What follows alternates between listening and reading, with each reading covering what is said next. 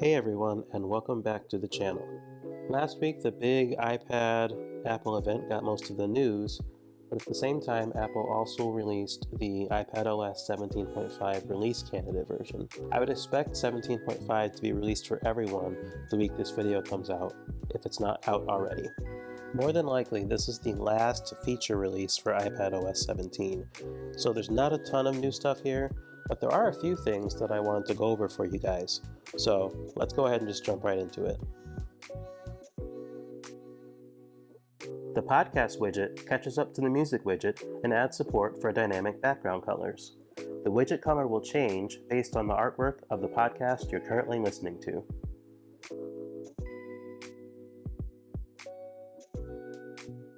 Apple has been leaning into word games as a way to entice people to subscribe to Apple News Plus. They recently added crosswords, and in this update there's a new game called Quartiles. The thrust of this game seems to be to take smaller pieces of words and drag them together to form larger words. I really suck at word games, but it seems like this would be fun if this is what you're into. The News app now integrates with Game Center, complete with leaderboards. Tap on the star icon in the corner and it'll bring up the Game Center page for the News app. You'll be able to view the leaderboards for each of the News games. This makes me wish that Apple would revive the standalone Game Center app they used to have.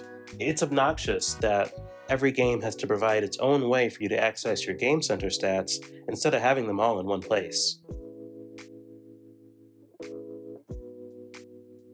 The News app adds offline caching support for recent stories, saved stories, individual magazine issues, and puzzles.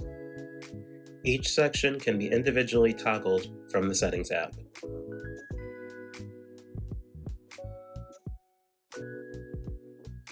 iPadOS 17.5 provides Apple's yearly addition to their Pride wallpaper set.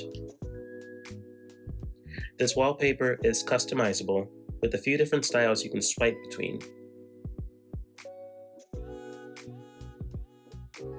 There's also a nice animation as you unlock your device.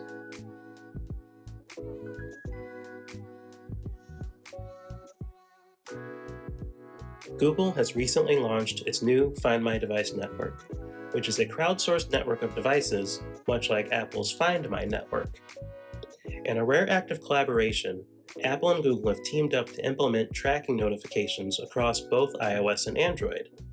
This way, a user can be notified if an unknown tracker is traveling with them, regardless of which network it's using.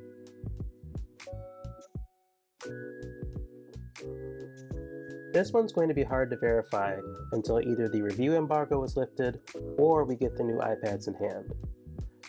In the iPadOS 17.5 betas, there was code found that indicated that the battery health feature that's in iPhone and Mac today will be coming to iPad. Now in the past, when Apple's added this feature to other platforms, it only added it on the newer devices.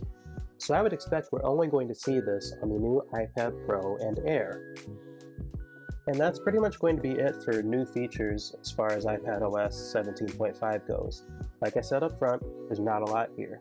The next time I'll be talking to you guys about iPadOS should be in about a month or so with WWDC, where we are expecting iPadOS 18 and a host of AI-related new features. As always, thank you for making it to the end if you did. If you could like and subscribe on your way out, that would help me and the channel out a bunch. Make sure to go to slatepad.org for the written review and other content, and I will catch you guys in the next one.